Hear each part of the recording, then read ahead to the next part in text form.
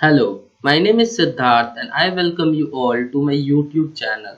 First of all, I want to thank you all because of your support my channel is growing.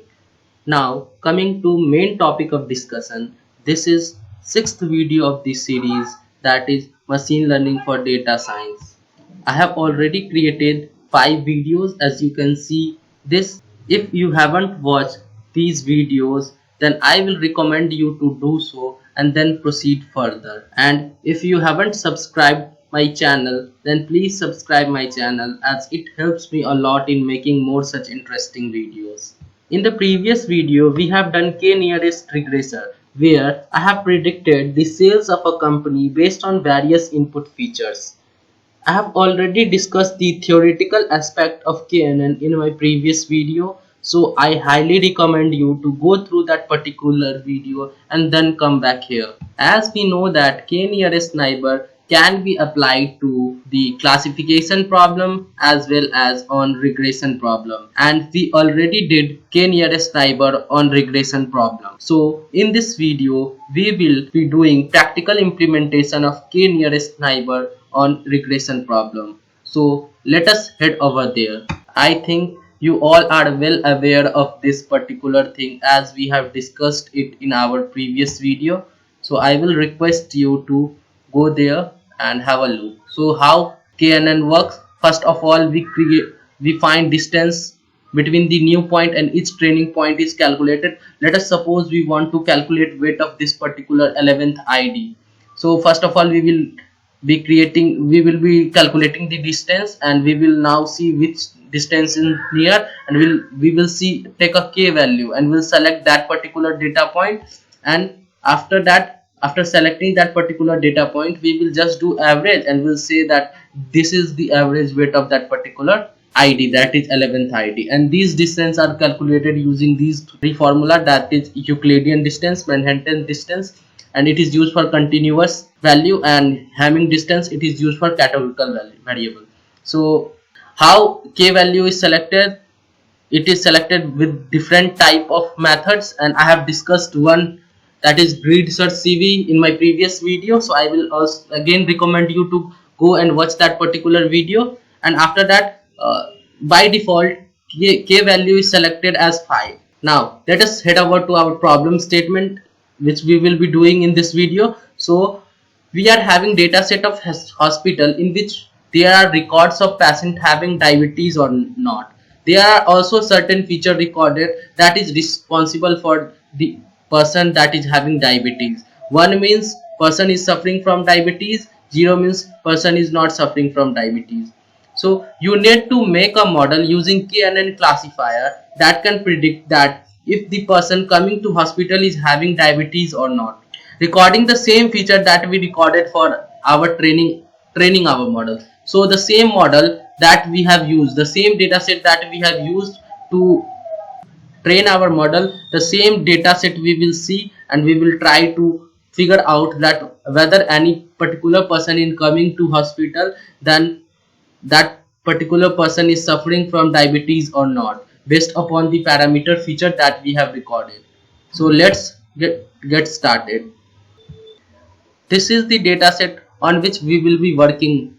That is, we are having various number of columns that are 1 2 3 4 5 6 7 8 9 10. There are 10 columns, and you can see that these are input values. These all are input value, that is independent value, and this particular column is dependent value. So we need to predict that the person is having diabetes or not. We will be giving these values to our data set, and we will be getting that whether that particular person is having diabetes or not. So let us jump to our coding part now. This is our Jupyter notebook, and we will be doing our coding part here. So first step is to import necessary libraries. So we will be importing and necessary libraries like pandas, and we will be importing numpy as np. So these are some necessary libraries that are required in data manipulation. So we will be importing these libraries. So after importing these library, we will have to load this particular dataset, that is this dataset. We have to load this dataset. So for loading this dataset, we have to use read CSV command, as it is CSV file and it comes under pandas library. So we are using pd.read CSV command, and under that we are writing the name of the file, and now we will execute it and the dataset is loaded. So this head method is used to show first 5 rows. So we will be using data.head to know first 5 rows, and you can see that these are some of our rows. Like these are columns and these are rows and these are having some values. Now let us do some of the visualization. So for getting the shape of the data set, we will have to use data.shape command. So after using it, you can see that we are having 768 rows and 10 columns. After that, we can use info command to know about the null values that may be present in our data set.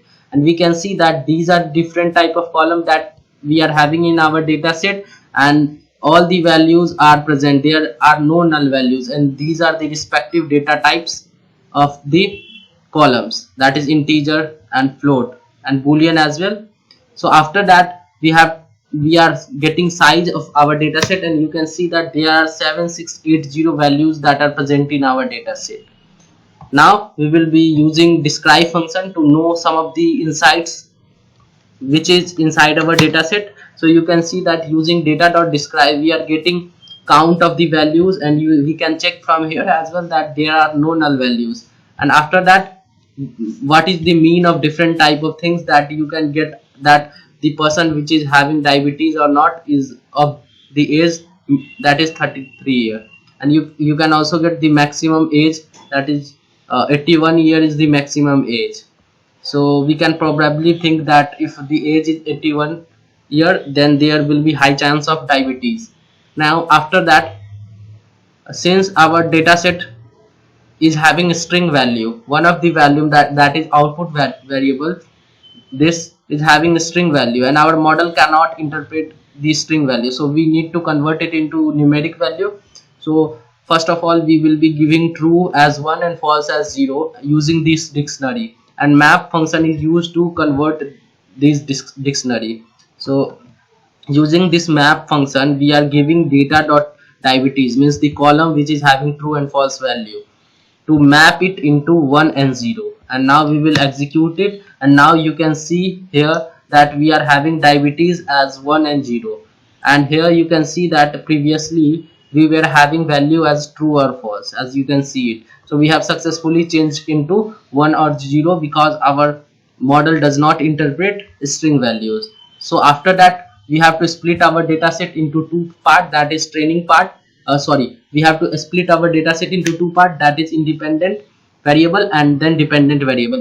Independent variable is nothing but input variable, and dependent variable is our output variable. So we are using ilog function, and from ilog function we are using index slicing, and you can use you can see it here that we are getting all the rows, but for the columns we are just selecting 0 to 8 columns. So after, and we are not selecting ninth column because ninth column will be our dependent variable, that is the output we want to get. So after that, we can see that we are getting all these columns, and we are not getting diabetes column because this is the column that we want in our output. So after that, we can see that this is dependent variable, and using ilog function only I have selected all the rows of this column, and just all the rows and just ninth column. So using that, we can get our ninth column, and this column is nothing but our diabetes column, which is having diabetes and which is not having diabetes, which person is having diabetes and which person is not having diabetes. So after dividing our data set into dependent and independent variable, our next task is to divide it further into training and test set, because we will be training our data set and then we will be giving test input to it so that we can get output. So for that reason only I have just used, and it comes under sklearn. So from sklearn.model selection we will be importing train test split. So this is mainly used to split our data set into train and test set, and after that we will be executing this, and you can see that we are taking 4 parameter here, that is train x, test x, train y, and test y. Train x is the value that is used for training the x part, that is independent part, and test x is used for testing the output variable, whether our output is going right or not. And we are just giving it x and y as our value, and then random state is 0, and test size means if we are having 100 data set, 100 record, then we will be taking 30 record only to test on it.